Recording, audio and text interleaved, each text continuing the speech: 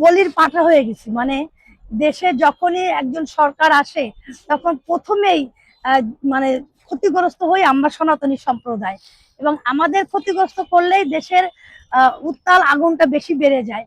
এবং বর্তমান সরকার কিন্তু এটাই করতেছেন।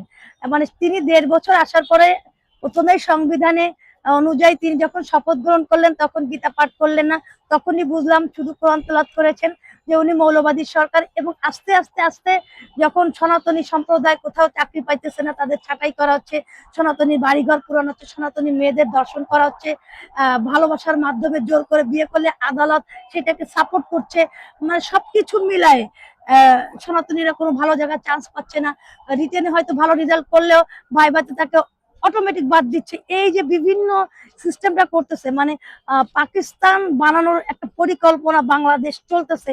এটা সম্পূর্ণ পরিকল্পনার প্রথমে সে 1971 সালে পাক বাহিনীরা প্রথমেই সনাতনীদের উপর অত্যাচার চালাতো, ঠিক একই কারণে 5 তারিখে কিন্তু সেই একই প্রথমে সনাতনীদের করা হচ্ছে, হয়তো এরপরে মুসলমান। সমস্ত মুসলমানরা যে ক্ষতিগ্রস্ত হচ্ছে না তা না, কিছু হচ্ছে, কিন্তু এই যে 5 তারিখ থেকে আজ পর্যন্ত যত বেশি ক্ষতিগ্রস্ত সেটা কিন্তু আমরা সনাতনী। এবং 1971 সালে যখন পাকিস্তানিরা পাক বাহিনীরা ক্ষত বিক্ষত করতেছিল প্রথমেই কিন্তু সনাতনীদের করেছিল।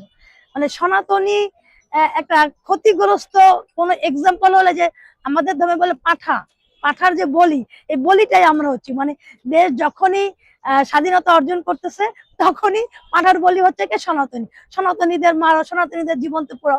আর একটা কোন সময়টা আপনারা ভালো ছিলেন? শেখ হাসিনা সরকারের আমলে ভালো ছিলাম।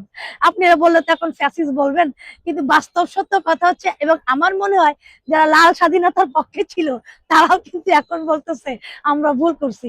শেখ হাসিনা সরকারের আমলে আমরা ভালো ছিলাম এইটা বললে হয়তো আমি এখান থেকে চলে যেতে পারবো না, কিন্তু সত্য কথা বলতেছি, দীর্ঘ 17 বছর আমরা অনুভব করিনি যে মুসলমান আমার ভাই না, আমরা কিন্তু অনুভব করেছি হিন্দু মুসলমান ভাই ভাই।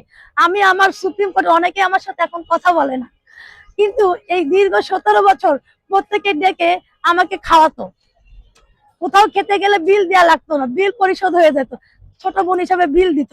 মানে এই যে আন্তরিকতা, এখন বিল তো দূরে থাকুক, এখন কেউ দাঁড়ায় কথা বলে না, বরং অনেকে বলে তোমার সাথে কথা বলে বিপদ আছে, তুমি আমার সাথে কথা বলো না। মানে সিচুয়েশনটা কি হয়ে গেছে আপনাকে বলতেছি, যে আগে যে সম্প্রীতিটা ছিল আমাদের হিন্দু মুসলিম ভাই ভাই, মানে একজন আরেকজনের অনুষ্ঠানে যেরকম আমরা প্রত্যেকটা রোজা ইফতার করতাম, তাদের সাথে শরীর করে দুপুরে খেতাম না, সকালে হয়তো বাসা থেকে খেয়ে আসতাম, কিন্তু আমার ভাই না খেয়ে আসে, একটা প্রোগ্রাম হচ্ছে ইফতারের, আমি কিন্তু দুপুরে খেতাম না।